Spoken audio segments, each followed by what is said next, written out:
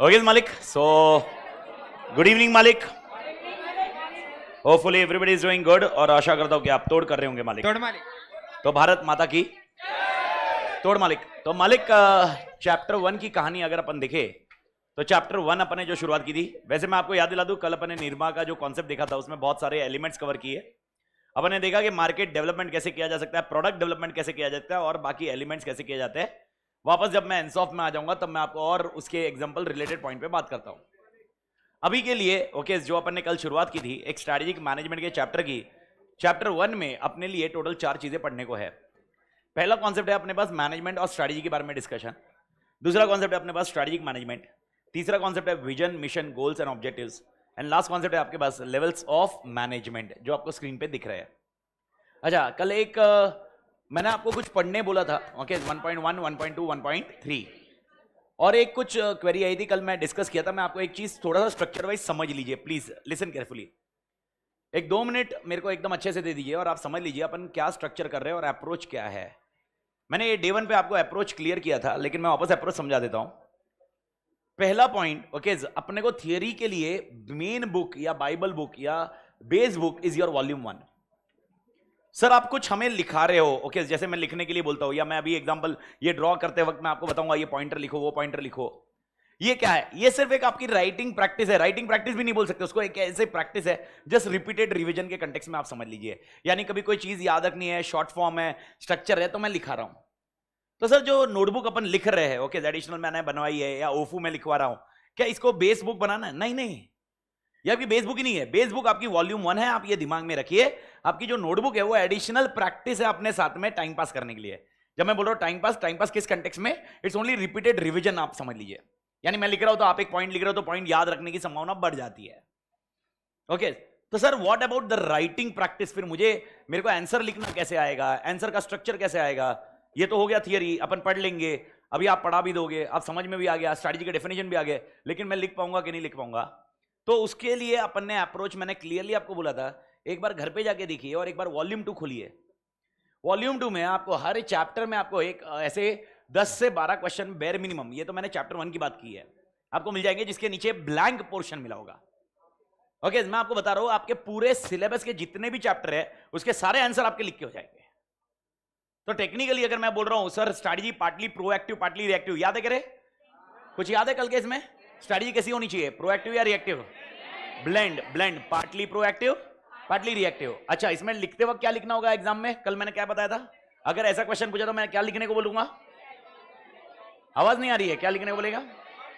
Perfect, to be very precise, पहले लिखेंगे proactive, नहीं पहले लिखेंगे प्रोएक्टिव का डेफिनेशन, फिर लिखेंगे रिएक्टिव का डेफिनेशन, जिसमें थोड़ा बेस तो रेडी हो गया है, और फिर अपन लिखेंगे भाई यार खाली प्रोएक्टिव रह के भी फायदा नहीं होगा, खाली रिएक्टिव रह के भी फायदा नहीं होगा, इसीलिए हमें ब्लेंड चाहिए। अब ये तो कौन सा समझा? अब इसकी थियरी पढ़ने के लिए मैंने कल आपको बोला था, कल आपने जो बुक में 1.2 और 1.3 में क्या था, 1.2 और 1.3 में क्या पढ़ा मालिक? प्रोएक्टिव एंड रिएक्टिव में। ठीक है, मैं अभी उसको गो थ्रू करूंगा फटाफट में, आपको कीवर्ड हाईलाइट करूंगा जिधर मेरे को कीवर्ड हाईलाइट कराने हैं। और सर अभी मेरा पॉइंट ये आएगा कि मैं लिखूंगा कैसे सर आंसर?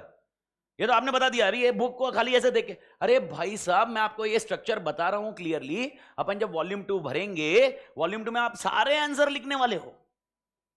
ओके, आपके उसके जो कुछ डायरेक्ट क्वेश्चन होंगे, मैं कुछ होमवर्क दूंगा और अगले दिन अपन डिस्कस करेंगे कि आपने ये लाइन में लिखा है कि नहीं। और मैं उसमें से अप्रोक्सीमेटली 60-70% आपका क्लास में लिखाने वाला हूं, मैं साथ में लिखने वाला हूं आपके, मैं पूरा फिल करने वाला हूं आपके साथ में। हाँ भाई, अप्रोच ये चाहिए, पहले आंसर ये चाहिए। तो भाई साहब राइटिंग प्रैक्टिस के लिए आपको जो नोटबुक है वो राइटिंग प्रैक्टिस नहीं है, वो रिवीजन जैसा फॉर्मेट पकड़िए। तो अपने पास बुक्स के क्या क्या कॉन्टेक्स्ट रहेंगे, आप चीज को क्लियरली समझिए। डे 1 के लेक्चर में समझाया था, आप कंफ्यूज मत होइए इस चीज को लेकर। आपका पहला बुक है वॉल्यूम 1, वो आपका मेन बुक है। वॉल्यूम 2 ये आपकी लिखने की पूरी प्रैक्टिस करेगा। और मेरे जाने के मतलब वो जाने के बाद नहीं, मेरे जाने के बाद मतलब मेरे बिना। अरे अभी कैसे जाएगा? मां कसम, मेरे को मेरा बेटे का बेटा दिखना, पोता दिखना, पोती दिखने है, दोइता दिखना है, दोइती दिखने, उनकी शादियां देखनी है उनका। अरे बहुत है भाई साहब, मैं क्या ही बताऊं। अरे स्ट्रेस अलग ही है इस चीज का, अलग ही स्ट्रेस है लाइफ में। ओके, अरे पोता तो बोलेगा ना मेरे दादा को, फिर पोते का बेटा होगा वो बोलेगा मेरा परदादा, और उसका बेटा होगा वो बोलेगा परदादा को भी तो देखना है। अब क्या करेगा मैं? क्या अपने को सबके सपने पूरे नहीं कर रहे हैं? बस हम सपना पूरा करने के लिए मां कसम जिएंगे। तो jokes apart, coming back to the point. Okay, मेरे जाने के बाद मतलब मेरा कंटेक्स्ट ऐसा है, जब मैं नहीं रहूंगा और आपको लिखना रहा तो सर वो कैसे समझेगा? Test series. अब जैसे ही चैप्टर खत्म होगा सारी चीजें लिखी होगी, खाली क्वेश्चन अलग आएगा आपको एग्जाम में। एग्जाम मतलब टेस्ट सीरीज में आपको क्वेश्चन अलग दिखेगा। वही क्वेश्चन जो कर रहे हो वो के सारे नहीं मिलने वाले, आपका सब कवर हो जाएगा। आरटीपी, एमटीपी, सब जितना आप बोलो वो सारा कंटेंट हो जाएगा। बस खाली फॉर्मेट कैसा है, कुछ चीजें मैं आपके पास, मैं क्लास में लिखाने वाला हूं, मैं आपके साथ में लिखने वाला हूं। कुछ चीजें आपको मैं बोलूंगा ये होमवर्क करनी है, अगले दिन अपन उसको डिस्कस करेंगे, लाइन बाय लाइन का कंटेक्स्ट अपन डिस्कस करेंगे। एंड तीसरा चीज होगा जो आप मेरे और आप मतलब आप अपने आप पे लिखोगे, वो होगी टेस्ट सीरीज, जिसको अपन चेक करेंगे और अपन डिस्कस करेंगे। तो राइटिंग प्रैक्टिस को कंफ्यूज मत करिए। आप जो मैं लिख रहा हूं या मैं लिखाने बोलता हूं, मैं बोलता हूं चलो लिखो अभी, ये राइटिंग प्रैक्टिस नहीं है, ये रिवीजन है। क्लास में आपने बोला, मैंने बोला रिपीट करो, स्ट्रैटेजी का डेफिनेशन बताओ, आपने बोला long range blueprint, okay, which is giving blah blah blah फलाना ढिमका, ये सब आपने बोल दिया। हो सकता है इसमें से 15 जन सोए थे, वो 15 जन का क्या, तो भाई यार सर बाकी सब जन ने जिसने रिवाइज किया डबल रिवीजन। बस आपका खाली कंटेक्स्ट रिवीजन, देखो जितना रिवीजन करोगे उतनी थियरी आपको याद रखने में आसानी होगी। कॉन्सेप्ट समझना और रिवीजन याद रखना। मिल गई मैडम बैग? ओह भाई साहब मैडम के बैग मिल गए, बढ़िया मैडम बढ़िया। पार्टी तो जो मैडम चले गए, अभी कल पार्टी मांगेंगे। ओके ओके ओके, वॉल्यूम 2 में आपके सारे कॉन्सेप्ट पे क्वेश्चन कवर्ड है। मैं आपको ये बता रहा हूं आपको करना क्या है, और इसके बाद वॉल्यूम 3 जो सॉफ्ट कॉपी का कॉन्टेक्स्ट अपन डिस्कस करेंगे, मैं आपको बता रहा हूं वो सारा का सारा टेस्ट सीरीज का मामला है, सब चीज है। बस आपका फॉर्मेट सही रखिए। तो मेरे को बताओ बेस बुक क्या रहेगी? ठीक है। अभी और एक क्वेरी मेरे को इसके बाद और एक आध दोपहर को आई कि सर आपने कल 1.2 और 1.3, मैंने क्या बोला था, 3 पेज, 1.1, 2, 3, इन तीनों में से मैंने रटने को किसको बोला था? 2 और 3। सर हम तो रट नहीं पाए। अरे रटने को मतलब मेरा इंटेंशन समझो रे, आपने वैसे समझ लिया माँ कसम रटना मतलब अभी कभी पूरा सब माइंड। अरे रटना मतलब आपको वो याद रखना है, यानी मेरे को कौन से पेज तोड़ याद रखने हैं? 1.2 और 3 को याद रखना रहेगा, 1.1 को अपन एक बार रीड मार के इग्नोर कर सकते हैं। This is where context come into picture. Okay, अब सवाल उठे है, ये जो डेफिनेशन है वो मैं आपको ये पढ़ने बोल रहा हूं और इसी चीज को फ्लो में रखेंगे। I hope you are getting this point. तो जब रटने बोला हुआ और मैं जब रिवाइज करूंगा तो आपके साथ रटूंगा। ओके, और सर मैंने आपको एक चार्ट बुक जो आपके पास आएगी, ओके, वो स्ट्रक्चर वाइज एफएमएसएम के साथ में रहेगी, या सॉफ्ट कॉपी में आपको शेयर करो। सॉफ्ट कॉपी भी आप बैठ के देखो। आप एक पहला पेज अपन जैसे ही चैप्टर खत्म करेंगे आपको मालूम पड़ेगा एक पेज में तो खत्म होता है चैप्टर। ओके, अरे भाई 10 मिनट नहीं लगता पूरा चैप्टर रिवाइज करने में, लेकिन वो 10 मिनट के डालने के लिए, 10 मिनट बनाने के लिए स्टार्टिंग का फ्लो याद रखना है। ओके, तो भाई साहब मेरा पहला क्वेश्चन, ओके, आपको जो चैप्टर की बात चल रही है, मेरे ख्याल से अभी अपन सब लोग एक ही अलाइन में ना मालिक, एवरीबडी? सर आज सारे टीचर टेस्ट क्यों अनाउंस कर रहे? और मैं अरे माँ कसम तोड़, माँ कसम, मैं तो पहले दिन से बोल रहा था, ऐसे कोई मैंने अभी क्या अभी अनाउंस थोड़ा किया है। सर सरप्राइज तेरी तो लग गई, ऐसा थोड़ा ना बोलते माँ कसम, तुम ऐसा मेरे को सरप्राइज मत दो। अरे आज अच्छा, आज सब लोग ने बात की क्या? सुबह विनोद सर ने बात कर दी? नहीं, दोपहर के बाद प्रशांत सर के भी बात हो गया। सही है, सही है, बढ़िया। ओके सर, टेस्ट देना आपके मतलब टेस्ट देने से एक ही चीज है, आपने को यह किसी के भरोसे, किसी के बिना सॉल्व कैसे होता है वही अप्रोच आता है, बाकी क्या है। ओके, दैट क्लास में जब मैं रहूंगा, मैं आंसर दूंगा, तुम आंसर दोगे, तुम्हारा दोस्त आजू बाजू में बैठा है, तुम डिस्कशन करोगे तो चीजें आसान होती है। लेकिन जब वो इंडिविजुअली रहती है, that's only the point of objective of doing the test series, बाकी और कुछ नहीं। ओके, तो मेरा पहला क्वेश्चन स्ट्रैटेजी। तो अगर मैं पेज 1.2 पे जाता हूं तो 1.2 पे सबसे पहले, ओके, आपने पढ़ लिया, मैं उसके कीवर्ड्स में मैं हाईलाइट करवा रहा हूं क्या क्या चीज या क्या क्या पैराग्राफ तोड़ याद आना चाहिए। सबसे पहला, ओके, आपका ये पैराग्राफ 1.2 पेज पे हूं, सबका ध्यान स्क्रीन पे चल रहा है, ये पैराग्राफ आपको तोड़ ध्यान रहना चाहिए मालिक। ओके, ये है स्ट्रैटेजी का किसका डेफिनेशन? मॉड्यूल का। ओके, अगर आपने देखा होगा रीड मारा होगा स्ट्रैटेजी मतलब क्या? स्ट्रैटेजी एक वर्ड मैं हाईलाइट करा दे रहा हूं, गेम प्लान है। सर गेम प्लान क्या है? दैट मैनेजमेंट ऑफ बिजनेस, यानी एक मैनेजमेंट है जो बिजनेस को मैनेज कर रहा है, वो यूज करता है क्या करने के लिए? मार्केट पोजीशन हासिल करने के लिए, ऑपरेशन करने के लिए, कस्टमर को सेटिस्फाई करने के लिए, कंपीट करने के लिए, और क्या हासिल करने के लिए? Organisation objective. याद आया मालिक? अच्छा, स्ट्रैटेजी के कितने डेफिनेशन कल देखे थे मालिक अपन ने? निर्मा के स्टडी के पहले वाला पॉइंट है, कितने के डेफिनेशन? 4। दो डेफिनेशन मॉड्यूल के थे। पहला डेफिनेशन ये है, स्ट्रैटेजी क्या है? एक गेम प्लान है जो कौन फॉलो करता है? बिजनेस। बिजनेस का कौन? मैनेजमेंट। ताकि वो क्या हासिल कर सके? पांच चीजें। पांच चीजें कौन सी? मार्केट, कस्टमर, मेरा सीक्वेंस थोड़ा सा अलग था, मार्केट है, कस्टमर है, उसके अलावा ऑपरेशंस, उसके अलावा कॉम्पीट करना, और साथ में क्या ऑब्जेक्टिव हासिल करना? क्या हासिल करना? ऑब्जेक्टिव।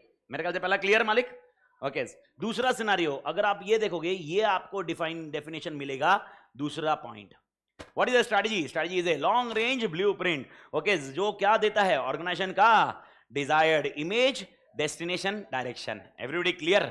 ये दूसरा डेफिनेशन। इसके बाद वो लिखा हुआ है what, where, want to be, वो ठीक है, वो पंचायती पॉइंट है। तीसरा डेफिनेशन किस भाई साहब ने दिया? भाई एंसॉफ। एंसॉफ ने कौन सा और एक क्या दिया था? कौन सी मैट्रिक्स दी आपको? प्रोडक्ट एंड मार्केट मैट्रिक्स, जिसके अंदर अपने कितने ऑप्शन दिए हुए हैं? 4 नाम, market penetration, market development, product development and diversification. मैंने क्या बोला? इसमें से 4 में से कौन सा इग्नोर करने का अभी के लिए? डाइवर्सिफिकेशन। 3 पे अपन पूरी चर्चा करते रहेंगे बार बार, ठीक है? ओके, तो एंसॉफ मैट्रिक्स क्या बोलता है? देखो वर्डिंग्स के ऊपर देखो, common thread among organisation activity, यानी ऑर्गेनाइजेशन जो काम कर रहा है, ऑर्गेनाइजेशन एक्टिविटीज जो चल रही है, एंड प्रोडक्ट्स एंड मार्केट जो उसके है, ओके, वो उनके बीच में जो कॉमन थ्रेड है वो डिफाइन करता है एसेंशियल नेचर ऑफ बिजनेस। यानी आप क्या बिजनेस कर रहे हो? दैट ऑर्गेनाइजेशन हैज और plan to be in future. यानी आप क्या प्रोडक्ट देने वाले हो, कौन से मार्केट में जाने वाले हो, और उसके रिलेटेड जो एक्टिविटी होगी वो होगी एंसॉफ के हिसाब से आपकी एक प्लानिंग। वो planning is nothing but A strategy. तो भाई साहब एंसॉफ क्या बोलता है? आपकी एक्टिविटी, आपका प्रोडक्ट और मार्केट, इसके बीच में एक कॉमन थ्रेड है जिसकी वजह से आपने कुछ प्लानिंग की हुई है। वो plan is nothing but strategy. और उसी तरह और एक नाम दिया था मैंने आपको, क्या नाम दिया था? ग्लूक। लेकिन ग्लूक के साथ और एक नाम बताया था मैंने, ग्लूक एंड लॉरेंस। तो चैप्टर 4 की जो स्ट्रैटेजी है, चैप्टर 4 मतलब कॉर्पोरेट लेवल स्ट्रैटेजीज, ये स्ट्रैटेजीज किसने बताई हुई है? Glueck and Lawrence. तो उसमें से ग्लूक भाई साहब ने ओके एक डेफिनेशन आपको दिया है, विलियम ग्लूक। सर क्या? 3 word, unified, comprehensive, integrated. Okay, comprehensive पूरी भयंकर, unified and integrated, clear cut है, इंटीग्रेटेड है, सारी चीजें एक साथ में इंटीग्रेटेड है। जो प्लान डिजाइन किया है टू एश्योर दैट हमारा ऑब्जेक्टिव हासिल हो सके, उसको हम क्या बोलेंगे? स्ट्रैटेजी। तो ग्लूक के डेफिनेशन में क्या 3 वर्ड याद रखने का? Unified, comprehensive, integrated. Unified, integrated, एक प्लान है, यूनिफाइड प्लान है, इंटीग्रेटेड प्लान है, कॉम्प्रिहेंसिव प्लान है, जिसकी वजह से क्या हासिल हो रहा है? Business objective. उसको हम बोलते हैं स्ट्रैटेजी। मैंने आपको कल भी बताया था ये चार डेफिनेशन याद रखने का। अभी तक एग्जाम में स्ट्रैटेजी के डेफिनेशन कभी आए नहीं है, ये मैंने क्लियर किया था मालिक। फिर भी आपके सिलेबस में 4 दिए, आपको एक बार रीड मारने, उसके बाद रटते जाने। रटते जाने मतलब जब भी रीड मारो, ये 4 जो मैंने अभी हाईलाइट किया आपके सामने, ये रीड करना है। इसकी जो सॉफ्ट कॉपी है जो मैं स्क्रीन पे कर रहा हूं, इसकी सॉफ्ट कॉपी जब मार्क हो जाती है पूरी बुक, चैप्टर जैसे ही मार्क होगा, इसकी सॉफ्ट कॉपी मैं आपके एक ड्राइव लिंक पे डाल दूंगा। इवन जो टेस्ट होते हैं या जो भी होंगे, मैं सारी ऑनलाइन पंडर लोग के लिए, सबके लिए, जो आप जो टेस्ट होंगे, स्क्रीनशीट्स होंगी, रिवीजन के लिए कुछ पॉइंट होगा, रिवीजन का ओपन लेक्चर होगा, सब आपको एक ड्राइव लिंक आएगी। वो ड्राइव लिंक जैसे ही ग्रुप बन जाएगा व्हाट्सएप ग्रुप, उसमें ड्राइव लिंक आ जाएगी, उस ड्राइव लिंक पे आपको सब मिल जाएगा। यानी बाई चांस कोई क्लास में कुछ मिस कर जाता है, मार्क करना या कुछ है, और उसको देखना है भाई इस पार्ट में कौन सा पढ़ना है, तो आप सॉफ्ट कॉपी निकाल के देख सकते हो मालिक। But to be very precise, okay, आपको मैं वापस बता रहा हूं, आपका बेस कौन है? कौन सी बुक है आपकी बेस? इसको छेड़ो मत। और मैं आपको बता रहा हूं, देखो आप, हो सकता है कोई मुझे बोलेगा सर लैंग्वेज का पॉइंट है, लैंग्वेज का प्रॉब्लम नहीं है। मैंने आपको डे 1 से बताया, आपको क्या ध्यान रखना है? कीवर्ड्स। कीवर्ड्स उठाइए, इंग्लिश अपने हिसाब से ड्राफ्ट करिए, ऑब्जेक्टिव वही हासिल होना चाहिए, दैट्स इट। ओके, एंड देखो 50 मार्क के लिए तुम इसको कंपेयर करो और एफएम को कंपेयर करो, बाकी तो छोड़ दो। तुम दोनों की बुक कंपेयर करो, तुमको मालूम पड़ जाएगा भाई, दोनों टोटल भी करोगे तो भी मैच नहीं होगी।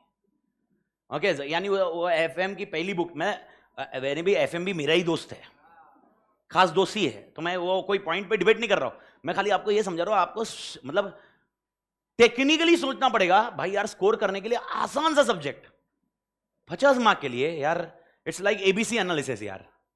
80% मेहनत कर रहे हो 20 मार्क के लिए, और 20% मेहनत कर रहे हो 80 मार्क के लिए। That is how the concept work for SM. तो भाई इसमें मेरे को डिबेट मत करना, सर मेरे को ये पॉइंट में ये 2 लाइन याद नहीं रह रही है, तो थोड़े से एफर्ट्स कर ले। नहीं, मैं बता रहा हूं आपको 70 to 80% मैं क्लास में ऐसे कीवर्ड्स रटा के रटा दूंगा, लेकिन उसके बाद तो थोड़ी देर एफर्ट्स आपको ही करनी पड़ेगी याद रखने के लिए। तो 4 डेफिनेशन क्लोज करने का, ये होने के बाद मेरा पॉइंट आता है स्ट्रैटेजी इज पार्टली प्रोएक्टिव और रिएक्टिव। तो अब क्वेश्चन है उसके पहले, अच्छा उसके पहले कुछ एमसीक्यू के क्वेश्चंस स्क्रीन पे दिख जाएंगे या आपके नोट्स में दिख जाएंगे। पहला point, okay, important to note, मेरे को बताइए, ये हाईलाइट कर रहा हूं मैं, strategy is no substitute for sound, alert and responsible management. अच्छा मेरे को इसका रीजनिंग बताओ याद करके, मैंने कल समझाया था इसका रीजनिंग, क्यों ये सब्स्टिट्यूट नहीं है। ओ माय गॉड, आप ये भूल गए क्या? ओके सर, ये क्यों ये सब्स्टिट्यूट नहीं है मालिक, क्यों ये सब्स्टिट्यूट नहीं है मालिक? कौन सी okay, strategy can not never be flawless, यानी एग्जांपल क्या, एनवायरनमेंट चेंज हो सकता है। अच्छा मेरे को बताओ, एनवायरनमेंट स्टेबल है या डायनामिक है? ओके अब मेरे को बताओ, डायनामिक एनवायरनमेंट में चेंज हुआ तो स्ट्रैटेजी में चेंज करना पड़ेगा, वो कौन करेगा? स्ट्रैटेजी अपने आप चेंज होगी या मैनेजमेंट करेगा? मैनेजमेंट भी कौन सा, चोमू मैनेजमेंट या alert management? Who will be taking care of environment. Okay तो याद रखना, ओके व्हाई वी रिक्वायर, अगर मैंने उल्टा कॉन्सेप्ट पूछा आपसे, मेरे को अलर्ट मैनेजमेंट क्यों चाहिए, भले ही स्ट्रैटेजी बहुत तोड़ है, फिर भी रीजन सिंपल है, क्योंकि रिएक्टिव स्ट्रैटेजीज के लिए we require this. Why we require alert management? React, देखो प्रोएक्टिव के लिए तो एनालिसिस करके जाने ही वाला है, लेकिन रिएक्टिव के लिए कितना भी रहा तो कौन सा मैनेजमेंट चाहिए अपने को? Alert management, responsible management. पहला सीन याद रखना, एमसीक्यू के लिए बंदा बन सकता है, ये एमसीक्यू एलिजिबल कैंडिडेट है। अच्छा कितने मार्क्स का पेपर है अपना? एमसीक्यू कितने मार्क्स के आएंगे? 15। याद रखिए अप्रोक्सीमेटली अपने को 10 से 11 क्वेश्चन आने की संभावना है, जिसमें से अप्रोच ऐसा होगा, ओके 5-6 क्वेश्चन होंगे जो आपके डायरेक्टली 1-1 मार्क के क्वेश्चन होंगे ऐसे कुछ कॉन्सेप्ट में, और कुछ 4-5 क्वेश्चन होंगे जो इंटीग्रेटेड केस स्टडी के बेस में आएंगे, जो हर क्वेश्चन कितने मार्क का रहेगा? 2 मार्क। तो जैसे ही पेपर पैटर्न में जाते हैं, वॉल्यूम 2 में जाते हैं, तब मैं आपको डिस्कस करता हूँ कैसा आएगा। But to be very precise, अभी के लिए ध्यान रखना, ये एक एमसीक्यू के लिए एलिजिबल कैंडिडेट, इसके नीचे वाला भी एमसीक्यू के लिए eligible candidate. It must be recognised that strategy can never be perfect, flawless and optimal. मेरे ख्याल से सबको पता चल गया फ्लॉलेस, परफेक्ट, ऑप्टिमल का मतलब, यानी स्ट्रैटेजी एकदम तोड़ रहेगी, ये मैं समझ गया, लेकिन क्या हमेशा उसमें कुछ गड़बड़ हो ही नहीं सकती, ऐसा है क्या? गड़बड़ होने की संभावना है, ठीक है, बात खत्म। ओके याद रखना, it is a very nature of strategy that it is which flexible and pragmatic. What is meaning of pragmatic? Practical, philosophy base पे नहीं है स्ट्रैटेजी, ध्यान रखना। स्ट्रैटेजी का एक नेचर है, ताकि वो क्या ध्यान रखे, सडन इमरजेंसीज, प्रेशर, फेलियर्स को अवॉइड करे, फ्रस्ट्रेशंस को अवॉइड करे। In a sound strategy allowances are made for possible miscalculation and unanticipated events. जो मैंने अभी आपको हाईलाइट किया है येलो कलर में, ये सब एमसीक्यू के लिए एलिजिबल कैंडिडेट है, थियरी का कोई काम नहीं है इसके साथ। ये जो स्क्रीन पे येलो दिख रहा है अभी आपके सामने, this is completely MCQ based, nothing to do with theory. अब क्वेश्चन वापस मेरा एक आता है, ओके अच्छा इसके नीचे वाला पढ़ने में तो दिक्कत ही नहीं आया होगा किसी को, ये वाला, एवरीबॉडी क्लियर? ओके पर मैंने आपको बताया टॉप, मिडल, लोअर कोई डिस्कस नहीं करेगा इसको, मैं आपको बाद में समझाऊंगा वो कैसे वर्क करता है, लेकिन अभी के लिए आपका नाम क्या रहेगा? Corporate, middle, lower. माई खुद पागल हो, मां कसम, corporate, business and functional. I hope everybody clear, ठीक है। और कॉर्पोरेट, बिजनेस और फंक्शन में अपन बहुत तोड़ डिवीजन कर चुके हैं, बहुत अंडरस्टैंडिंग क्लियर कर चुके हैं। मेरे को खाली एक बार रिकॉल करके बता दीजिए, डिविजनल का और 2 नाम, 2 और नाम दिए थे, जनरल और बिजनेस। बिजनेस, डिविजनल, जनरल, तीनों एक ही होते हैं मालिक। और अगर कोई मैनेजमेंट, कोई ऑर्गेनाइजेशन में ये तीनों नहीं है तो क्या इनका काम नहीं होता है? क्या इनकी स्ट्रेटजीज नहीं होती है? कौन बनाता है? Functional level. ये क्लियर किया ना अपन? अच्छा 3 स्ट्रक्चर मैंने कौन से तोड़ समझाए थे? Conceptually structure, structure, structure, structure, structure, organisational structure, कल भी मैंने एग्जांपल में समझाया था। सिंपल, उसके बाद फंक्शनल, सिंपल के बाद फंक्शनल, फंक्शनल के बाद डिविजनल, और डिविजनल में और डिवीजन हुए तो मल्टी डिविजनल। लेकिन जैसे जैसे कंपनी बड़ी होगी आगे आगे स्ट्रक्चर बनते जाएगा। आई होप क्लियर है मालिक, ठीक है, ठीक है मालिक। ओके आई होप क्लियर है ऑनलाइन पढ़ लोग, सबको तोड़ क्लियर ये पॉइंट पे, ठीक है। इसके बाद strategy is partly proactive partly reactive, इस चीज को रट लीजिए, और ये 2 आंसर है। ओके याद रहा तो ठीक है, नहीं तो आंसर लिखते वक्त रटा दूंगा। ओके अपन ये आंसर लिखने वाले हैं। स्ट्रैटेजी प्रोएक्टिव कौन सी होती है? Proactive is in the part of the managers to improve the company's market position and financial performance. अब मेरे को बताओ कैसे इंप्रूव करते हैं market position and financial performance? Directly ऐसे ही अपने स्ट्रैटेजी बनाने की या एनालिसिस करके बनाने की? तो प्रोएक्टिव स्ट्रैटेजी कैसी होती है? एनालिसिस करके एवरीबॉडी। और रिएक्टिव स्ट्रैटेजी कैसे होंगी? ओके जो भी अनएंटिसिपेटेड डेवलपमेंट, कौन से डेवलपमेंट बेटा? एंड कौन सी कंडीशन? Fresh market condition. ये दोनों की वजह से अपन को रिएक्टिव होना है। और शायद इस मीम से आपको समझा होगा, खाली प्रोएक्टिव से काम नहीं होता भाई। Okay, study should always proactive as well as reactive, तो we should be a blend of this. तो ये मीम अप्रोच अगर आपको समझा तो ठीक है, नहीं समझा तो छोड़ देने का, कोई फर्क नहीं है। पर ये एग्जाम में ऐसा कुछ बनाना नहीं है, लेकिन ठीक है भाई साहब। ओके सर, तो भी है प्रोएक्टिव रिएक्टिव। क्लियर मालिक? ठीक है, आपने ये पेज पढ़ा होगा तो गुड इनफ। ये पेज का रीडिंग चाहिए था, इससे ज्यादा मेरे को और कुछ नहीं चाहिए। इसका आंसर मैं फॉर्मेट करते वक्त बनाऊंगा, लेकिन इसमें से मेरे को ये चार्ट में से कुछ तो एक चीज चाहिए जो आपको पता नहीं कितने जन को ये समझा होगा। आपने एक नया वर्ड मिला जो काम नहीं आने वाला, बस वो एक बार समझ लेने का है, क्लोज करना है अपने को। Abandon strategy elements. मेरा क्वेश्चन है, what is meaning of proactive? मैं बोल रहा हूं अपने को एसएम बहुत तोड़ होना चाहिए। मैं सब्जेक्ट नहीं बोल रहा हूं, मैं चैप्टर की बात चल रही है। एसएम बहुत तोड़ आना चाहिए। एसएम के 5 स्टेप्स याद है? पहला कीवर्ड से, खाली कीवर्ड से, vision, mission, goals, objectives, analysis, strategy, implementation, evaluation and correction. तो मेरे को बताओ प्रोएक्टिव किस में? प्रोएक्टिव मतलब क्या? एनालिसिस करना और उसके बाद strategy banana is called proactive. अब मेरे को बताओ एनालिसिस 2 तरह के होते हैं। कौन से 2 तरह के? Internal, external. इंटरनल एनालिसिस करना मतलब SWOT में से कौन सा? SW। और एक्सटर्नल करना मतलब OT। ये सबको क्लियर है? नंबरिंग मतलब नाम मालूम है ना? ठीक है, अब मेरे को बताओ, अगर मैंने पास्ट में बहुत तोड़ काम किया होगा, मैं बहुत तोड़ सक्सेसफुल रहा होगा, okay, I know I can use that experience in my future, but that will be an abundant strategy element from the discussion point of view. Amit दादा ने बहुत भारी हिस्ट्री कायम करी है, ठीक है भाई, हिस्ट्री कायम करी है, लेकिन चार्ल्स भाई साहब, चार्ल्स सर्वाइवल ऑफ फिटेस्ट इनका एक स्टेटमेंट है। ओके, शायद सुना भी होगा ये आपने। चार्ल्स भाई साहब ने बोला था survival of fittest is not the organization which is very large organization. Fittest is not the organization which is very dynamic organization. The fittest is the organization which adapt to changes. आज के time में problem क्या था मालूम है? जो manager बोलता है मैंने लास्ट में ऐसे डिसीजन लिए थे, आज भी वैसे डिसीजन लूंगा, सक्सेसफुल होगा, ऐसा है क्या? आपको सिनेरियो वाइज, सिचुएशन वाइज क्या करना पड़ेगा, तभी आप क्या कर पाओगे? सर्वाइव। तो इसीलिए इसको हम बोलते हैं अबंडेंट स्ट्रैटेजी एलिमेंट्स। तो आपके साथ में पास्ट में बहुत तोड़ सक्सेस हुआ है, आपके पास बहुत सारी चीजें हो चुकी है यार, वो सारी चीजें को क्या कर दो? अबेंडन। ऐसा भी हो सकता है कंपनी तोड़ फेलियर रही है, लेकिन मां कसम प्रोएक्टिव स्टडी बना के क्या वो तोड़ सक्सेसफुल बन सकती है? Will discuss that example, but to the extent है पॉसिबिलिटी। तो आपके पास्ट को तो याद रखना, अबेंडन स्ट्रैटेजी एलिमेंट देखो क्या है। अबेंडन स्ट्रैटेजी एलिमेंट क्या है? Company experiences, know how, resources, strength, weakness and competition capabilities. तो सर क्या है abundant elements, abundant strategy elements? Abundant मतलब क्या?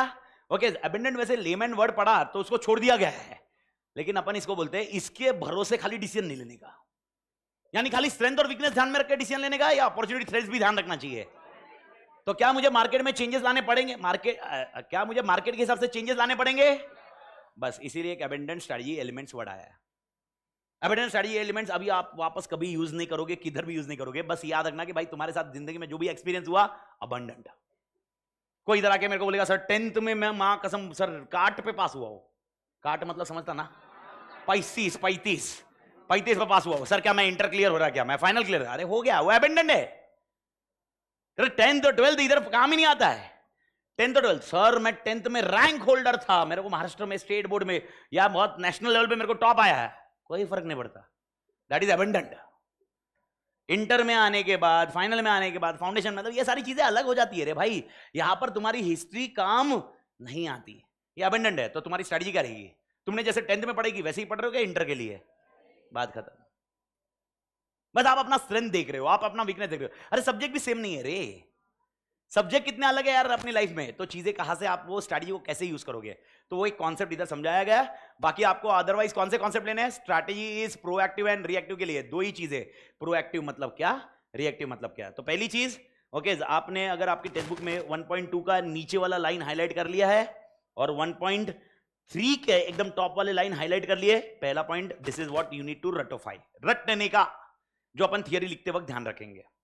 दूसरा सर इसके साथ में और क्या रटने का? इसके साथ में देखो 4.2 के नीचे एक आ रहा है, in other words a company uses both proactive and reactive strategy to cope up with uncertain business environment. Proactive is planned strategy whereas reactive strategy is adaptive. ये रटने का। तो मैं आपको ये बता रहा हूं रटने के लिए। सर ये कौन से क्वेश्चन के लिए रटना है अपने को? ये कौन से क्वेश्चन के लिए रटने का है? नहीं, क्वेश्चन बताओ, क्वेश्चन का नाम बताओ। एग्जाम में क्वेश्चन कौन सा आएगा? स्ट्रैटेजी शुड बी प्रोएक्टिव और रिएक्टिव। तो आपका आंसर रहेगा नहीं, ब्लेंड होना चाहिए। तो उसके लिए जो आंसर लिखोगे ना, ये स्क्रीन पे मैंने मार्क किया है। आई होप क्लियर मालिक। तो रटने के लिए ये कार्यक्रम। उसके बाद वाली सब पंचायती है, सर ये डायग्राम बनाना है क्या? भाई साहब मतलब छोड़ दे। ओके सर, जिस दिन सीए की एग्जामिनेशन खत्म हो जाए, जनवरी में जब फ्री हो जाए, कुछ काम धंधा नहीं हो, तब डायग्राम देखते बैठना। समझ रहा है? मतलब I hope you are getting the point. नहीं ये फुल, ये चीज से बाहर आ जाओ। बहुत अच्छा दिखना चाहिए आंसर शीट, बहुत एकदम तोड़ दिखनी चाहिए। ओके, डायग्राम वायग्राम नहीं चाहिए। कोई आपको ऐसा ज्ञान भी देगा, लेकिन भाई साहब अगर मेरे ऊपर फेथ रखा है तो पूरा रखिए, क्योंकि आपका सक्सेस ही मेरे लिए सक्सेस है। तो भाई साहब okay, just make sure you are contextually and conceptually correct, that's it. तो सर ये रीड मारना मार ले। सर इसके नीचे भाई ये दिया हुआ है, रीड मारने का। बायर पैट्रोनेज कॉन्सेप्ट के लिए रीड मारने के लिए तेरे को मैंने बोला। ओके, ये वाला पैराग्राफ रीड मारने के लिए बोला। मेरे को इससे कोई टेंशन नहीं है, मेरे को इसमें दम भी नहीं है। रीड मारना है मार, नहीं मारना है मत मार, मेरे को कोई फर्क नहीं पड़ता। लेकिन ये एक रेड वाला पोर्शन एक बार रीड मारिए अगले पेज पे। अगले पेज पे रेड वाला पोर्शन रीड मारिए मालिक। Crafting a strategy thus involves stitching धागे together a proactive intended strategy based on prior successful experience. Based on prior successful experience मतलब अबंडन वाले concept. And then adapting the pieces of successful reactions as circumstances surrounding the company situation change और better options emerge, reactive strategy। ये भी लाल होना चाहिए था, वो black में आ गया, पर ये पोर्शन। तो टेक्निकली ओके, इस लाइन से इंटरप्रेशन क्या निकलता है? इस लाइन का इंटरप्रेशन लगता है कि खाली प्रोएक्टिव रह के भी फायदा नहीं होगा, खाली रिएक्टिव रह के भी फायदा नहीं होगा, इन दोनों को स्टिच करना पड़ेगा साथ में। ओके, खाली वर्डिंग भेज दिया है। सर क्या याद रखना है? अभी के लिए बस नोट रखिए, हाईलाइट नहीं किया मैंने। आंसर का हिस्सा अपन ने क्लोज कर दिया है। मैं वापस बोल रहा हूं, कौन सा? देखो at the end of the day वापस अपने को क्वेश्चन बैंक के हिसाब से जाना है, क्वेश्चन को क्लोज करना है। तो कौन सा आंसर लिखोगे? अगर मैंने ब्लेंड पूछा तो पहले इसमें हाईलाइट किया, ये सबने हाईलाइट कर लिया है, ये वाला हाईलाइट नहीं किया मैंने, कुछ मार्क किया कुछ कारणवश। ओके, इसके बाद वाले पोर्शन पे अपन बात करेंगे, चर्चा करेंगे थोड़ी देर के बाद। ओके, एक इसके नीचे एक एग्जांपल दिया है, दिस इज स्ट्रेटजी, पढ़ लेना भंगार। ओके, ये 50 बार बोलते हैं। अब टोमेटो केचप शुगर फ्री लाया, क्या ये एक स्ट्रेटजी है? हाँ, हेल्थ फ्रीक के लिए निकालना। अच्छा मेरे को बताओ, याद करो कौन सी स्ट्रेटजी होगी? मैं टोमेटो केचप इंडस्ट्री हूं और मैंने शुगर फ्री टोमेटो केचप लाया। हाँ, प्रोडक्ट डेवलपमेंट। क्या ये एक्सपेंशन है? हाँ। ओके, मैंने आपको एक चीज और एक बताई है, अगर आपको याद होगा, even changing the package is also है। याद रखियो, ये चीज क्लियर ध्यान रखना, ठीक है? तो एक एग्जाम्पल दिया है, रखना है तो रखो, नहीं रखना है छोड़ दो। मेरा क्वेश्चन है, ओवरऑल क्वेश्चन में से आ रहा है, ऑनलाइन पढ़ लोग सब लोग, I am expecting something good.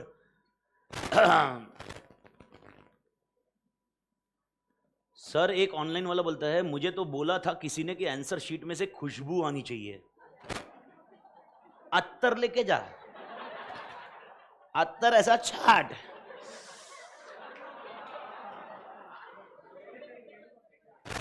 खुशबू आनी चाहिए, बढ़िया है। मतलब ऑनलाइन की खास बात क्या होगी मालूम है क्या? ऑनलाइन में ना अपन कमेंट करने वाला लोग ना कुछ भी कमेंट कर सकते हैं, क्योंकि इसके मारेगी भी तो क्या है, ठीक है ना, मार ले। वो तो बैठा टीवी के सामने बोले मार मार मार। इनको ऑनलाइन में कमेंट का ऐसा टेंशन नहीं आता, ये वाला सिनारियो रहता है, क्योंकि उसका ठीक है ना भाई, बोल दिया बोल दिया। ऑफलाइन वाला कुछ बोलने के पहले सोच रहा भाई यार बोलूंगा मैं, बोलेगा क्या। वैसे मैंने आपको पहले भी बोल दिया, अगर मैंने कुछ ऐसा कुछ किसी का मतलब ऐसा मैं लेता नहीं हूं किसी की, लेकिन भाई साहब मैंने किसी की थोड़ा सा अभी कोई है, अगर कोई एक मिल गया, बकरा मिल गया तो क्या करेंगे अपन? अब मेरे को बता, बकरा खुद बोल रहा है हलाल कर, अब कोई छोड़ेगा क्या? सीटी मत मार प्लीज प्लीज प्लीज प्लीज। अपन एक चीज तुम और मेरे को एग्री करो, अपन है ना वो न्यूसेंस तक नहीं जाने देंगे, ह्यूमर रखेंगे, ह्यूमर के कंटेक्स्ट में आएंगे। और तुम मेरे ख्याल से एटलीस्ट 6 घंटे में 7 घंटे में तुम समझ चुके हो, मेरा लेक्चर खाली कंटेंट एंड ह्यूमर मिक्स है, तो उसको ह्यूमर तक ही रहने दो। समझ रहा क्या? वो गया ना, फिर वो थोड़ा सा वो I am not in favour यार, वो थोड़ा सा मजा नहीं आता मेरे को। फिर वो क्या होता है मालूम क्या? अपने पास घंटा भर है, अगर वो करना है ना 3 घंटे का लेक्चर चाहिए, ताकि वो ऐसा सीटी मारेगा, फिर दूसरा कुछ करेगा, फिर मैं दोनों की मारूंगा, फिर अपने को 15-20 मिनट वो, समझ रहा है? तो प्लीज वो अवॉइड करेंगे तो अपन घंटे भर का लेक्चर बहुत तोड़ वे से कर पाएंगे, क्योंकि लेक्चर का प्रॉब्लम घंटा भर है रे। ओके अगर लेक्चर 3 घंटे का हो तो मां कसम सीटी क्या मैं तेरे को उड़ी मारने बोलता इधर से, है ना, मां कसम। ओके यस, कुछ पूछ रहे थे मालिक आप? अरे बोलो। अरे मैं कसम से नहीं मारता। अरे ये पूछ रहा था, अरे मजाक है, मैं वापस बोल रहा हूँ, मजाक कर रहा हूँ। आई एम वेरी तोड़ पर्सन भाई, बहुत कंफर्टेबल है भाई। हाँ समझ में आएगा? कुछ डाउट रहा तो मत बताइए मेरे को, मैं वापस बोल रहा हूँ। अगर आपको कभी कुछ डाउट आया, कुछ पॉइंट आया तो आप मेरे को बता दीजिए, या तो आप लेक्चर के पहले भी बता दो, लेक्चर के बाद बता दो, लेक्चर के बीच में बताओ, मेरे को कोई प्रॉब्लम नहीं। आई हैव प्लान्ड, पूरा टाइमिंग स्ट्रक्चर मेरे पास प्लान्ड है, तो मेरे पास ऐसा नहीं है कि मेरे को हैवे है। अगर आपने कुछ क्वेश्चन पूछ लिया, 5-10 मिनट इधर गए क्वेश्चन के ऊपर, मेरे लिए पूरा प्रॉब्लम हो गया, माँ कसम मेरा ओके मतलब अगस्त भी चला गया, सितंबर भी इधर ही है भाई। अपन 7-8 अगस्त के रेंज में भाई टाटा भाई भाई अपना, आप सब कुछ कंप्लीट करके वॉल्यूम 1 खत्म, वॉल्यूम 2 खत्म, ओके तेरा टेस्ट सीरीज सारा खत्म, उसके बेसिस पे वॉल्यूम 3 भी खत्म। ओके ये वाला सिनारियो क्लियर है। उसके ऊपर अपने पास टाइम भी नहीं रखने का, नहीं बस इससे उसके बाद बोर हो जाएगा रे तू और मैं।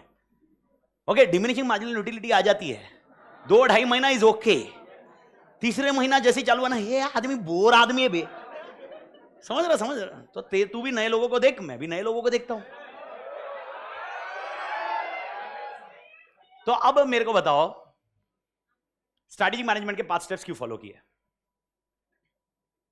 नोट्स में कुछ भी मत देखो, अभी नोट्स बंद कर देने का, अपने टेक्स्ट बुक बंद कर देने का। मेरे को टेक्स्ट बुक का कोई भी आंसर नहीं चाहिए, मेरे को लॉजिक आंसर चाहिए। ओके सर, किसी के पास माइक होगा तो माइक में आंसर दीजिए। माइक किसके पास है? क्या माइक इधर है कि कोई बताएगा मुझे स्ट्रैटेजिक मैनेजमेंट क्यों करना चाहिए? अच्छा स्ट्रैटेजिक मैनेजमेंट, मैंने जैसे बोला अमित तादर स्ट्रैटेजिक मैनेजमेंट कर रहा है, तो how many steps Amit Tadar is doing? ये तो सब लोग सटीक क्लियर है ना सब लोग? मेरा क्वेश्चन है 5 स्टेप्स करके मेरे को हासिल क्या होगा? अच्छा पहला चीज, मैं 5 स्टेप्स करूंगा तो मैं प्रोएक्टिव भी रहा, रिएक्टिव भी रहा, तो इसके तो क्लियरिटी है। बस मेरा क्वेश्चन है 5 स्टेप्स क्यों कर रहा हूं मैं? एक आंसर आया, प्रॉफिट्स। मार्केट में कंपटीशन, मार्केट में कॉम्पीट करने के लिए, ठीक है, यस मैडम, मार्केट में कॉम्पीट करने के लिए, फॉर अचीविंग ऑर्गेनाइजेशन ऑब्जेक्टिव्स। एक आंसर है ऑर्गेनाइजेशन ऑब्जेक्टिव हासिल करने के लिए। ओके सर एनसॉफ वाला डेफिनेशन, ठीक है, मैं थोड़ी देर बाद के बाद वापस एक बार कर देता हूं, एंड करते वक्त बताता हूं मालिक। परफॉर्म बेटर, ग्रोथ, ठीक है मालिक, ग्रोथ के लिए। ओके ठीक है, और वर्ड, अपन टेक्निकल वर्ड में जाएंगे बाद में, पर पहले और कुछ, मार्केट में सर्वाइव करना, यानी आपका मकसद है खाली सर्वाइव करना। What is the difference between survival and profitability? अब वो शायद कॉस्टिंग का क्वेश्चन है और थोड़ा सा एफएम में चल रहा होगा, फिक्स कॉस्ट वगैरह वगैरह। मेरे को बताओ फिक्स कॉस्ट निकल गया? अच्छा कुछ ब्रेक इवन पढ़ा है क्या अभी तक? पढ़ा है क्या ब्रेक इवन पॉइंट? साला कॉस्टिंग ग्रुप 1 में था ना, तो बहुत सारी चीजें आसान होती थी, कॉस्टिंग में बहुत सारी चीजें कवर हो जाती थी। ब्रेक इवन निकलना is called survival. Sir break even मतलब क्या? जितना मेरा ओके खर्चा हुआ है और एग्जैक्टली रेवेन्यू भी उतना ही आ रहा है, ये क्या बोलते हैं? सर नहीं, इसको अपन एसएम के लैंग्वेज में क्या बोलते हैं? Survival. Then when profit starts, profit start कब होगा? ब्रेक इवन के बाद। तो मेरे को बताओ, क्या तुम्हारी जिंदगी ब्रेक इवन में निकालनी है अपने को? नहीं भाई साहब, मार्केट में तो अपने को तोड़ प्रॉफिट निकालना है। तो क्वेश्चन है तोड़ मतलब कितना? बहुत सारा ऐसा मत ज्ञान चिपुरे, ये मां कसम, ये तो फिलॉसफी जानने वाला हो गया, ये प्रैग्मेटिक का उल्टा हो गया बे। बहुत सारा प्रॉफिट कमाना सर, बहुत सारा। अरे बहुत सारे को समझा मेरे को, बहुत सारा मतलब कैसे? क्या हो रहा है भाई? गॉल ब्लैडर फुल हो गया, ऑल द बेस्ट।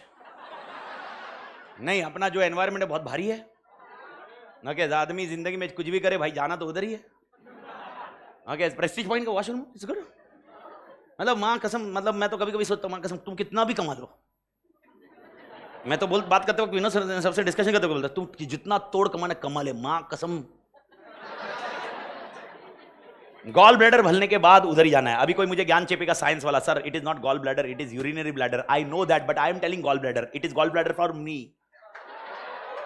बात खत्म, समझा? तो मैंने गॉल ब्लैडर बोला तो गॉल ब्लैडर हो गया वो। हर जन ने अपना डेफिनेशन दिया। किसने पहली बार बोला यूरिनरी ब्लैडर? वो जो साइंटिस्ट था वो अलग है, मैं साइंटिस्ट नया है। तो मेरे को बताओ मार्केट में क्या करना है? प्रॉफिट कमाने के नहीं कमाना है? कितना, क्वेश्चन वापस आ रहा है। अच्छा मैं वापस बोल रहा हूं, स्टेबिलिटी वाला अप्रोच कोई डिसाइड कर, अच्छा स्टेबिलिटी भी याद है सबको, स्टेबिलिटी मतलब जिस पे चल रहा है उतने पे। ये कौन आदमी है जो स्टेबिलिटी सोचेगा? ये कौन आदमी है जो बोलेगा स्टेबिलिटी रहने देते अपन अपनी जिंदगी में स्टेबिलिटी? जो ऑल टुगेदर जिंदगी में कुछ हासिल कर चुका है। अभी जिसका कुछ नहीं हासिल हुआ वो दोनों बोले स्टेबिलिटी जाने देने, कुछ नहीं है क्या, गर्मी में आटा गिला ले भाई, पॉकेट में से क्या निकालेगा? ऐसा स्टेबिलिटी कर सकता है क्या? इमेजिन करो, आई अचीव्ड तोड़ success, I achieved good market share, now I can go for stability. तो my question is, what is an objective of strategic management? Why I am doing this 5 steps? For stability? nahi, then what? Market share. Now the question is, how much market share? How much market share? कितना market share अगर आपको मिला तो भाई साहब आपने बोला मां कसम भाई साहब तोड़ रहेगा। एक बोला मेजॉरिटी मार्केट शेयर, यानी एग्जांपल 50% के ऊपर रहा तो ही आप अपने आप को सक्सेसफुल समझोगे। नया डेफिनेशन आ रहा है भाई साहब, भाई और बहनों, ओके दाग और कान तोड़ खुले रखे मालिक। मार्केट शेयर, मार्केट शेयर कितना? एक जन बोलता है मेजॉरिटी, मेरे को नहीं लग रहा मेजॉरिटी होना चाहिए, मेजॉरिटी बहुत मुश्किल होगा। ओके तो कितना? यस पंडर, कॉस्ट लीडर बनना है तो मेजॉरिटी चाहिए रहेगा, डिफरेंशिएशन चाहिए तो वो अलग चाहिए रहेगा। मैं बोल रहा हूं कॉस्ट लीडर डिफरेंशिएशन ये स्ट्रेटजी मैं बाद में डिस्कस करूंगा, मेरे को अचीव क्या करना है। अच्छा मेरे को बताओ डिफरेंशिएशन वाला बंदा, देखो इसने बोला इसीलिए मैं ये पॉइंट पे डिस्कशन कर रहा हूं। 2 मिनट इधर इधर एवरीवन, डिफरेंशिएशन का कितना मार्केट शेयर था? 10 था। बेवड़े चरसी फुकेड़ी गांजेड़ी मां कसम,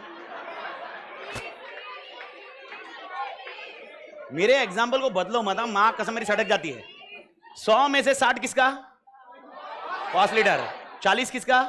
किसी का नहीं। 30 किसका? डिफरेंशिएशन। और 10 किसका? एक चीज समझ ले क्लियरली, जो डिफरेंशिएशन वाला है वो 30 के लिए मर रहा है, उसके लिए 30 इज 100। अगर यहां पर पंटर क्या बोला अपना, पंटर ने क्या बोला, ओके जो कॉस्ट लीडर बनना चाहेगा वो उतना मार्केट शेयर चाहिए।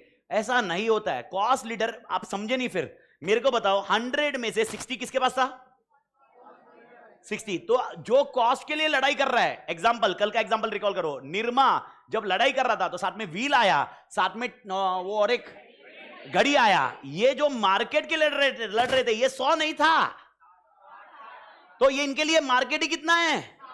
60। हमने टोटल मार्केट को पहले मार्केट में डिवाइड किया। याद आया कुछ? अच्छा मेरे को बताओ 30 वाला मार्केट वाला तो वो कौन था? Surf Excel. 10 वाला था राख कोयले घसे कुछ क्या मां कसम, मालूम है ना वो ऐश वैश का एग्जांपल था। ओके ये 10 वाले को छोड़ दो, मेरा इसमें डिस्कशन नहीं है। मेरा क्वेश्चन है अगर मैं कुछ सुप्रीम पाउडर वॉशिंग पाउडर निकाल रहा हूं, मैं 100 के लिए रो रहा हूं या 30 के लिए रो रहा हूं? आई एम डिस्कसिंग फ्रॉम 30 मेरे पास कितना होना चाहिए। I hope now clear. अभी अपन अभी एक ही पेज पे है ना भाई। कोई भी 100 जन को देखेगा, 100 इज टोटल मार्केट, 100 में से मार्केट को 3 में डिवाइड करो।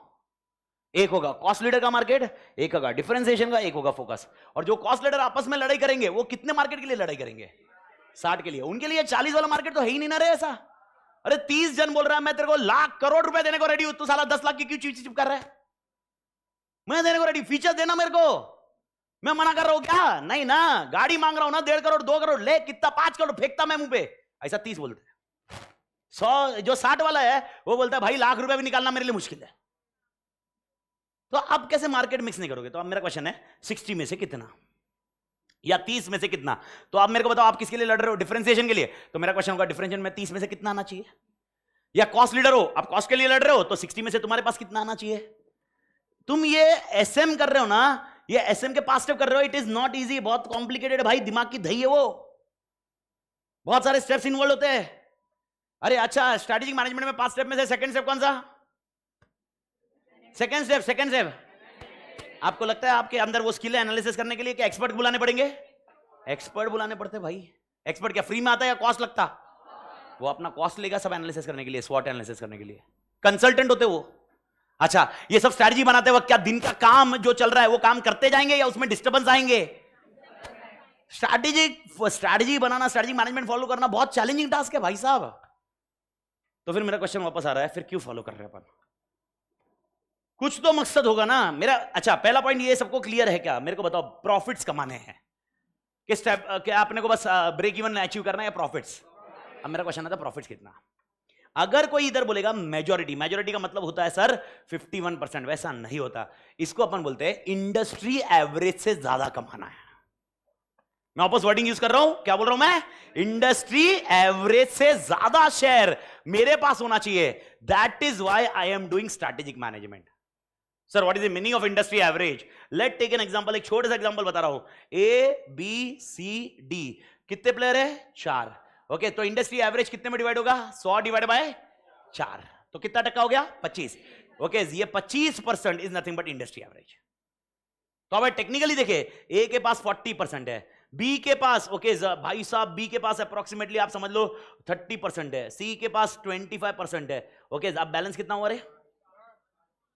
40 30 70 70 25 5%, 5%। अब मेरे को बताओ, ओके कितना इंडस्ट्री एवरेज है? 25। तो कौन कौन इंडस्ट्री लीडर हो गए? ए बी दोनों लीडर इंडस्ट्री। क्या कोई इंडस्ट्री का लीडर जब मैं बोल रहा हूं तो क्या 2 होता है क्या? नहीं भाई, एक ही होएगा ना।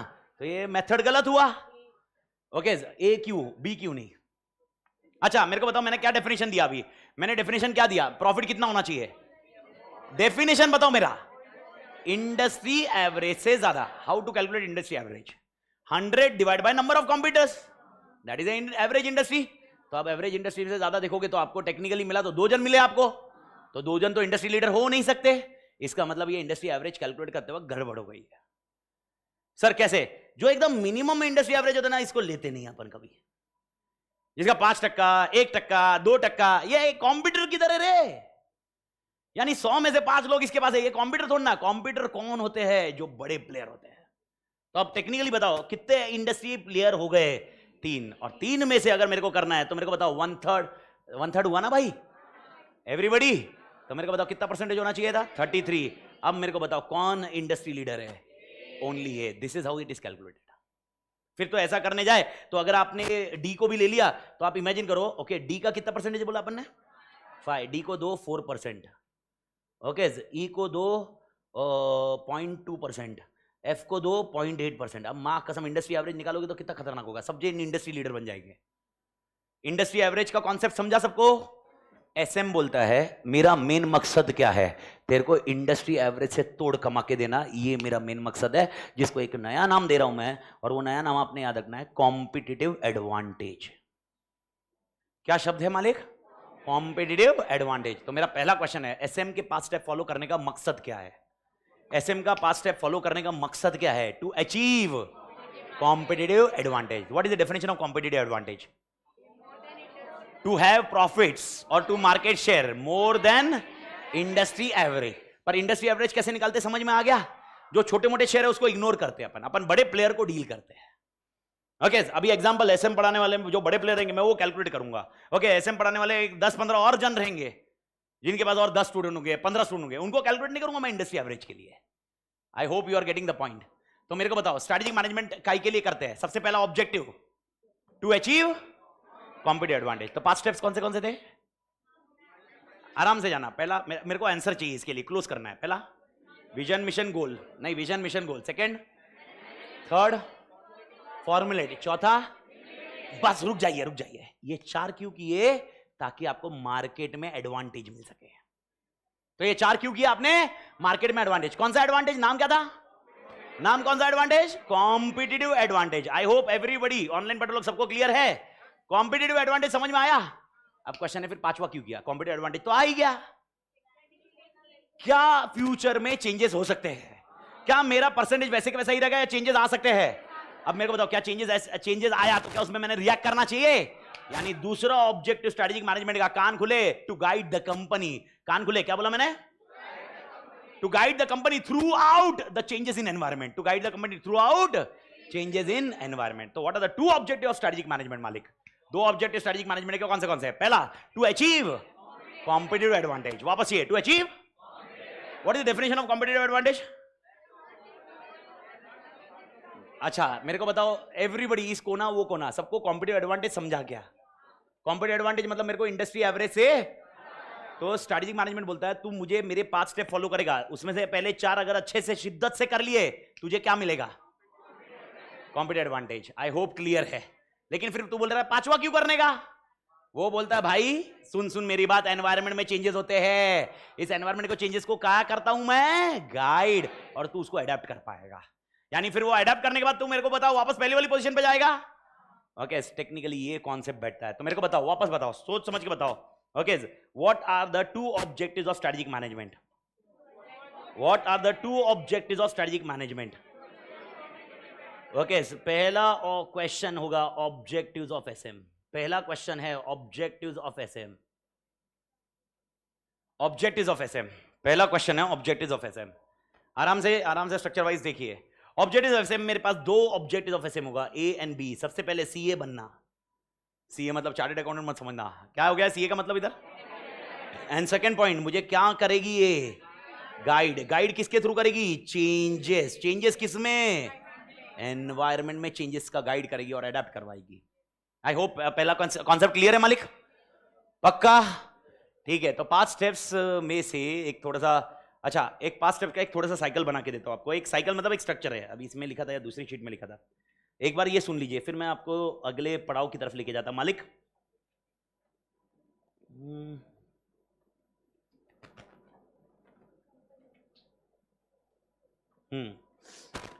मेरे को बताओ लास्ट वाला पॉइंट क्या दिख रहा है स्क्रीन पे जो आपने लिखा हुआ ही है? Evaluating and taking what? Question है, मेरे को बताओ इवैल्यूएटिंग करना और करेक्टिव एक्शन लेना मतलब क्या है? इंटरप्रिटेशन क्या है इसका? मतलब किसमें चेंजेस हुआ रहेगा? एनवायरमेंट। और एनवायरमेंट का चेंजेस वापस मैं कंसीडर कर रहा हूं, तो मेरे को बताओ डोंट यू थिंक ये वापस आपको कहीं ना कहीं, ये वापस आपको ओके आपको सेकंड पॉइंट पे लेके जा रहा है? कहीं ना कहीं ये कौन से पॉइंट पे लेके जा रहा है? सेकंड। कौन सा सेकंड? एनालिसिस। अब मेरे को बताओ जब चेंजेस करने रहेंगे, क्या चेंजेस करने वक्त वापस स्ट्रैटेजी रीडिफाइन होगी, वापस इंप्लीमेंट होगी? ये साइकिल है, ये वन टाइम एक्टिविटी नहीं है स्ट्रैटेजिक मैनेजमेंट। आपको लगता होगा मैंने 5 स्टेप कर लिए काम खत्म है, नहीं भाई साहब, 5 स्टेप कितनी बार करने पड़ेंगे? कितनी बार करने पड़ेंगे? अरे जिंदगी भर, जब तक कंपनी चला रहा है, परपेचुअल सक्सेशन। जब तक तू कंपनी चला रहा है तब तक ये कितने स्टेप्स करने पड़ेंगे तेरे को?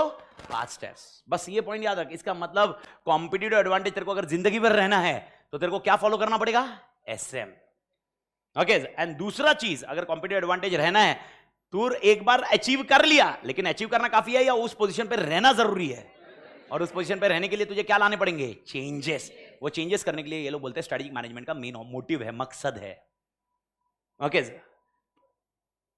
तो सर अगर मैं ये दो चीज अचीव करता हूं, हासिल करता हूं, तो क्या मेरे लिए मुझे फायदे होते हैं क्या? ओके, बट बिफोर दैट एक बार ये छोटे सा आप अपने नोट्स में कॉपी कर लीजिए, ये वाला पोर्शन एक बार, चार्ट ये कॉपी कर लीजिए, जो चार्ट मैंने बनाया है, एक बार फटाफट। आपके नोट्स का डेफिनेशन मैं वापस बता चुका हूं, नोट्स के काय के लिए एक बार बस आपका रिवाइज हो जाए, फटाफट फटाफट स्ट्रक्चर वाइज रिवाइज हो जाए।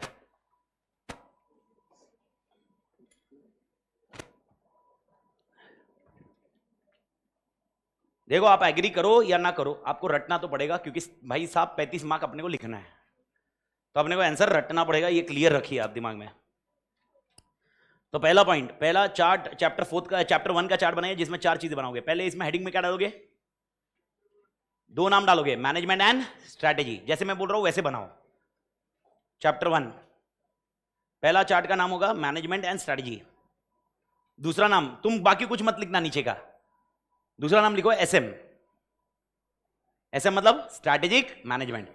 तीसरा नाम क्या डालोगे? 4 नाम, vision, mission, goals and objectives. Govind भाई ऐप पे लाइव चल ही रहा है, ऐप पे आप जा सकते हो, यूट्यूब का ऑलमोस्ट मेरे ख्याल से आज या कल का लास्ट लेक्चर होगा, इसके बाद ऐप पे शिफ्ट है। ओके, और लास्ट वाला कौन सा कॉन्सेप्ट? Levels of management. ये 4 पॉइंट बने सबके? ओके, 4 पॉइंट बन गए, ठीक है, डन। इसके नीचे आप डालो एक बार फटाफट स्ट्रैटेजी, और एक चार्ट बनाओ strategy. Okay, proactive, reactive, blend.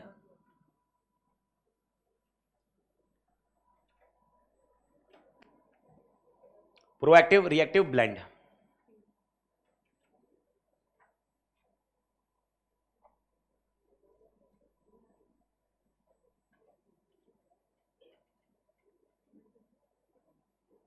Done मालिक?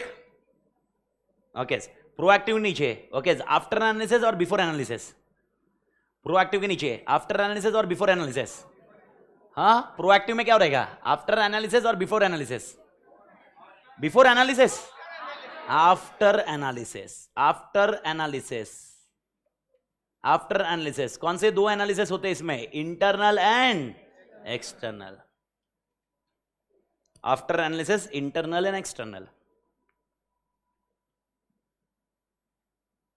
रिएक्टिव में क्या लिखोगे?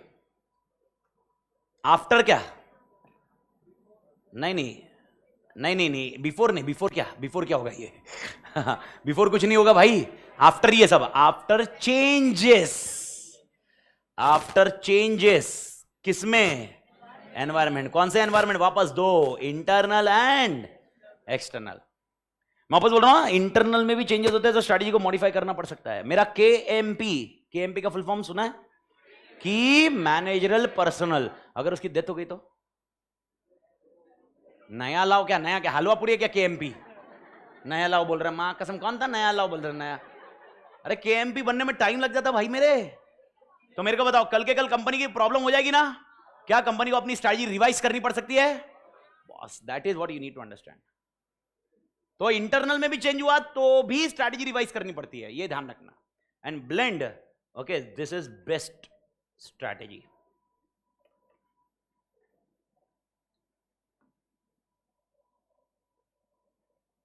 Best strategy. ओके, स्ट्रेटजी हो गया मालिक? ठीक है, अगला अगला पॉइंट, हेडिंग डालिए एसएम। एसएम का फुल फॉर्म?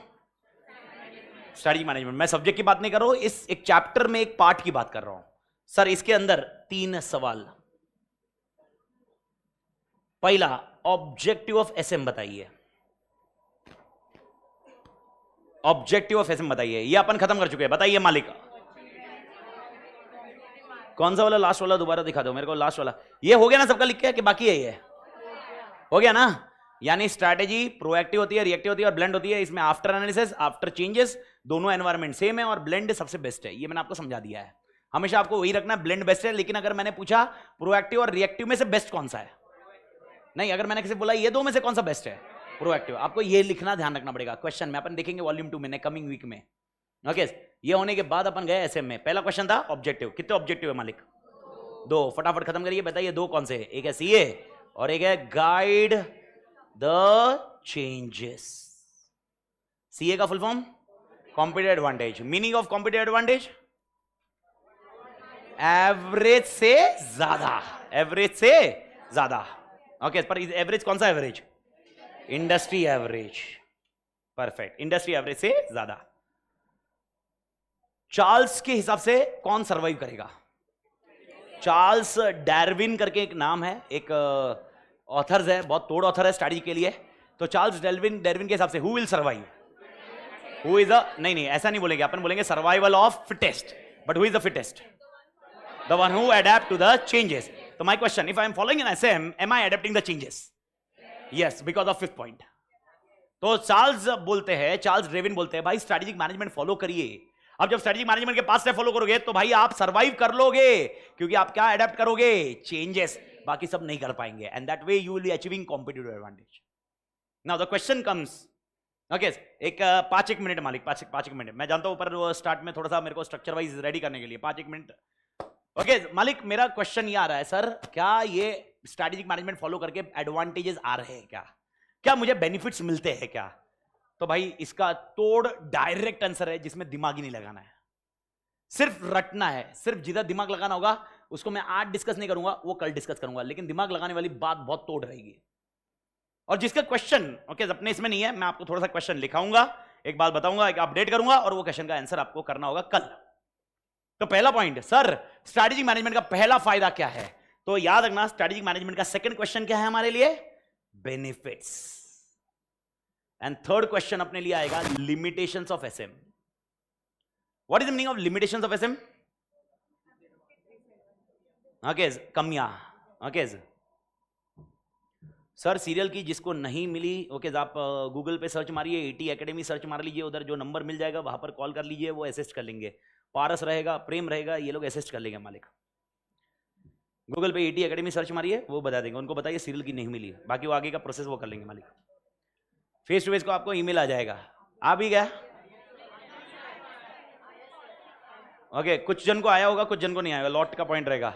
एटी का भी आ गया होगा मेल, एक बार देख लेना, स्पैम में देख लेना, क्योंकि सारे ईमेल वैसे ही आएंगे। तो एक बार मैं कल आपको कंफर्म करके आपको अपडेट कर देता हूं। और एक बार आप एक्टिव कर लोगे तो लाइव चेकिंग कर लेना आपके एंड पे, मतलब साला कभी मिस हुआ, कुछ हुआ, लाइव बैठना रहा।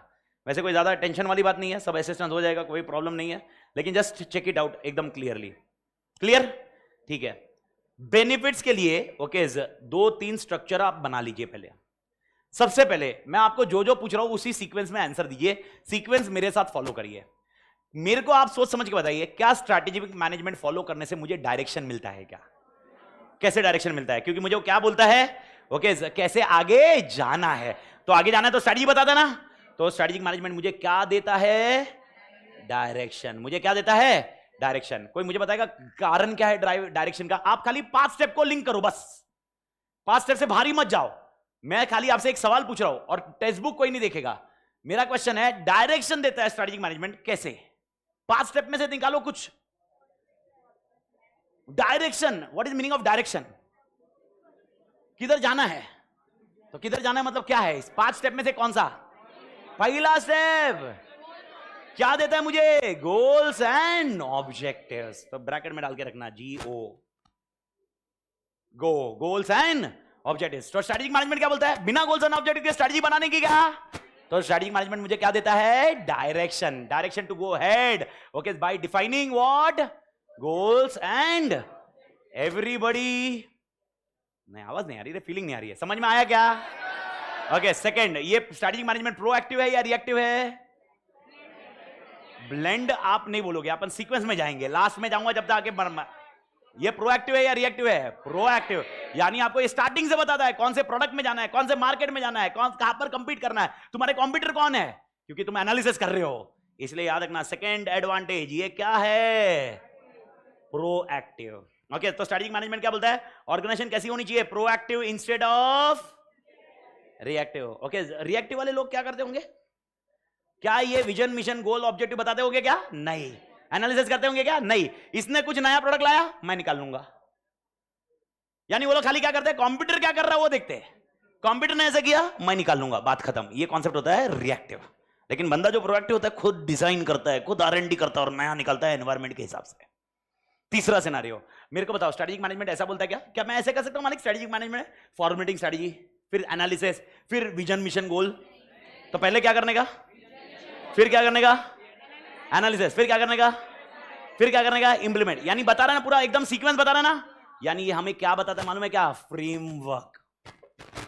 क्या देता है? फ्रेमवर्क। आपको क्लियरली बताता है मालिक, क्लियरली बताता है, पूरा फ्रेमवर्क देता है कि भाई पहले क्या करने का, फिर क्या करने का, फिर क्या करने का, कौन से मार्केट में जाने का, कौन से मार्केट, कौन सा प्रोडक्ट, कौन सा कॉम्पिटिटर, कौन से, सारी चीजें बताता है। तो पहले 3 बहुत इजी आसान सा आंसर है। पहला क्या देता है वो? मेरे ऊपर एक्शन की तरफ देखिए, पहला क्या देता है? क्या करता है वो? प्रोएक्टिव या रिएक्टिव? 1 2 3 क्या देता है? फ्रेमवर्क। वापस ये मुझे तीन एडवांटेजेस ऑफ स्ट्रैटेजिक मैनेजमेंट। पहला पॉइंट डायरेक्शन, सेकंड तीसरा फ्रेमवर्क। ये 3 तो क्लियर है।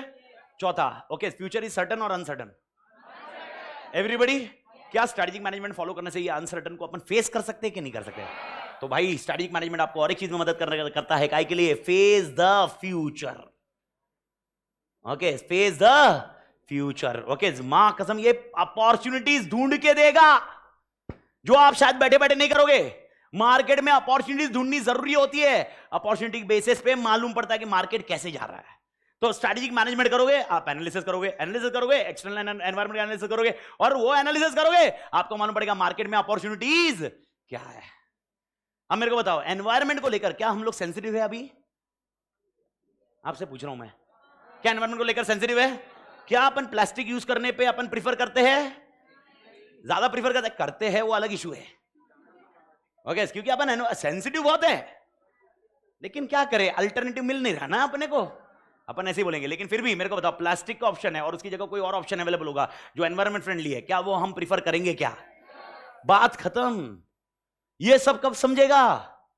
मैं प्लास्टिक ही बेच रहा हूं, बेचे जा रहा हूं, मैं बोल रहा हूं नहीं नहीं भाई ऑप्शन ही अवेलेबल नहीं है। अरे मार्केट में जाओ, एनवायरमेंट स्टडी करो, एनवायरमेंट फ्रेंडली पब्लिक प्रीफर करती है, पैसा देने को रेडी है। अगर मैं ये चीज करने को रेडी हूं, मां कसम मेरे को नया मार्केट मिलता ना यार। ओके, निरमा वाले ने क्या किया कल के केस स्टडी में? क्या वो ही एक मार्केट को लेके बैठा क्या? ओके, क्या उसने बहुत सारे कंप्यूटर आने के बाद और ज्यादा एडवर्टाइजिंग की क्या? नहीं, दिमाग लगाया, उसको मालूम था ये मार्केट कम होते जाएगा।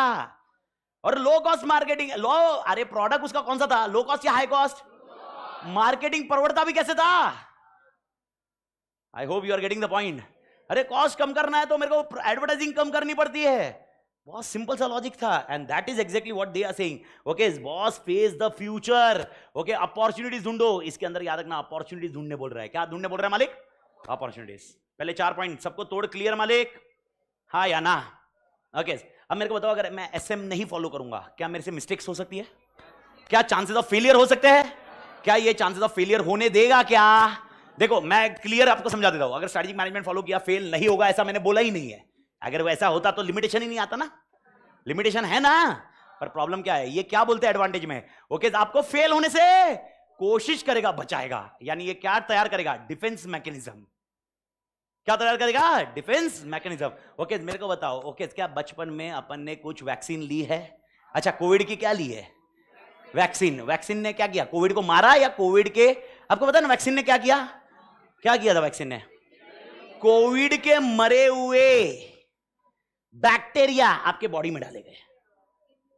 वैक्सीन क्या करता है? कोविड के मरे हुए बैक्टीरिया आपके इसमें डाले, आपकी बॉडी ने इम्यून समझा, अच्छा ऐसा है कुछ आया तो इसके लिए लड़ने के लिए सैनिक कौन चाहिए, और आपके बॉडी ने वो तैयार किया। यानी अब जब जिंदा बैक्टीरिया आएगा, अपनी बॉडी को मालूम पड़ेगा कौन से सैनिक को उधर भेजना है।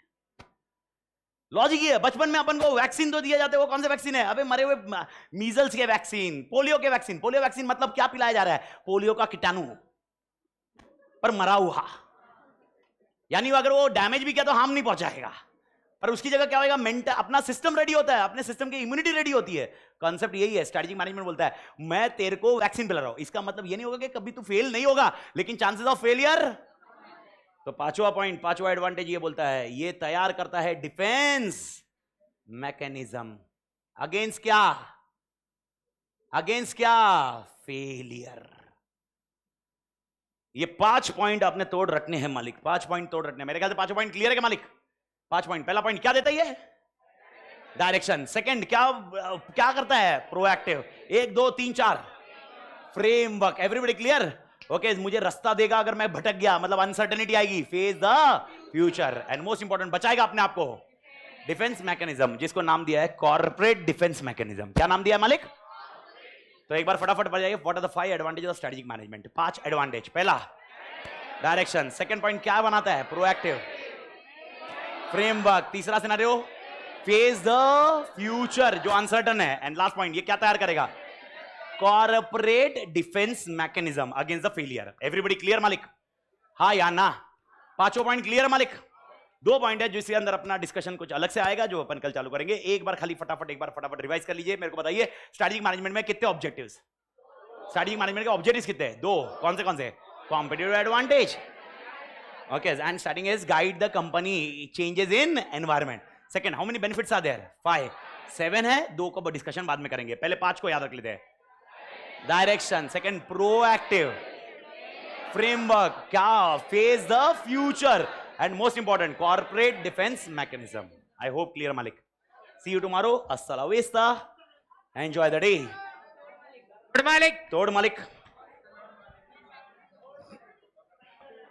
एक बार देखने ऑनलाइन का कुछ है।